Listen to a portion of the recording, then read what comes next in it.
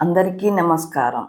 తెలంగాణలోని అపర భద్రాద్రి ఇల్లంతకుంటలోని శ్రీ సీతారామచంద్ర స్వామి ఆలయంలో జరిగే పుష్పయాగం గురించి తెలుసుకుందాం.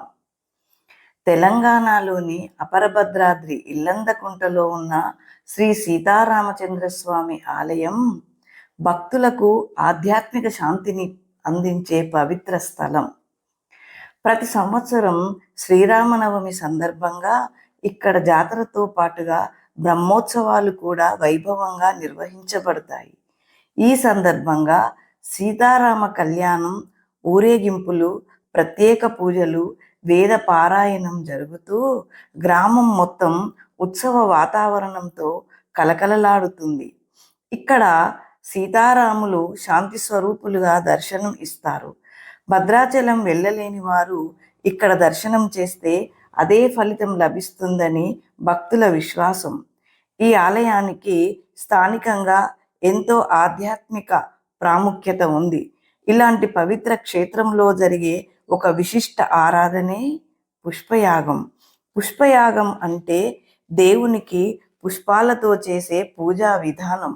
ఈ యాగంలో పువ్వులే ప్రధాన పాత్ర పోషిస్తాయి. భక్తులు సమర్పించే ప్రతి పువ్వులో భక్తి, శుద్ధి, కృతజ్ఞత దాగి ఉంటాయి. ఈ పుష్పాలను దేవునికి సమర్పించడం ద్వారా మన మనసును కూడా సమర్పిస్తాం. పుష్పయాగం ఎందుకు చేస్తారు అంటే, పురాణాలలో చెప్పినట్లుగా బ్రహ్మోత్సవాల సమయంలో జరిగే పూజల్లో తెలియక జరిగిన లోపాల నివారణ కోసం, శాంతి, సంపద, ఆరోగ్యం కోసం మరియు దేవునికి కృతజ్ఞతగా ప్రకృతి ప్రసాదమైన పూలతో దేవుని సంతృప్తి పరిచేందుకు ఈ యాగం నిర్వహిస్తారు. పుష్పయాగం జరిగే రోజు బ్రహ్మోత్సవాల ముగింపును సూచించే పవిత్ర దినం. ఈ రోజున పెద్ద సంఖ్యలో భక్తులు హాజరవుతారు.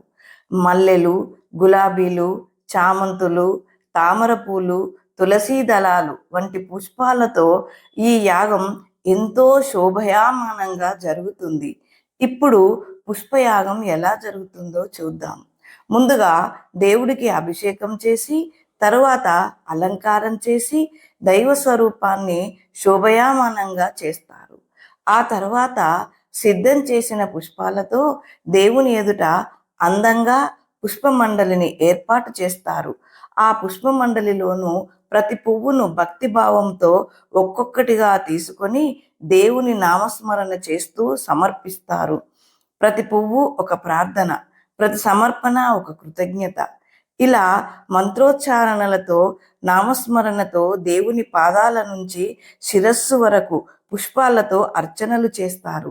చివరగా దేవుని పుష్పాలతో సమృద్ధిగా అలంకరించి ముఖారవిందం స్పష్టంగా దర్శనమిస్తూ దివ్యంగా శోభయామానంగా భక్తులకు దర్శనమిస్తారు. వేద మంత్రాలు, నామస్మరణ మధ్య హారతి ఇచ్చి తీర్థప్రసాదం అందిస్తారు. ఇది కేవలం అలంకారం కాదు, మనసులోని అహంకారాన్ని వదిలి భక్తిని పుష్పాల రూపంలో సమర్పించే పవిత్ర సాధన. ఇలాంటి గొప్ప పూజలో మా ఇంటి నుండి తీసుకెళ్ళినటువంటి పువ్వులతో శ్రీ సీతారాముల వారికి సేవ చేసే అదృష్టం మాకు లభించడం నిజంగా దైవానుగ్రహమే. జై శ్రీరామ్. ఈ అంశం కనుక మీకు నచ్చేది ఉంటే తప్పకుండా సబ్స్క్రైబ్ చేయండి, ఒక లైక్ ఇవ్వండి, ఒక కామెంట్ పెట్టండి.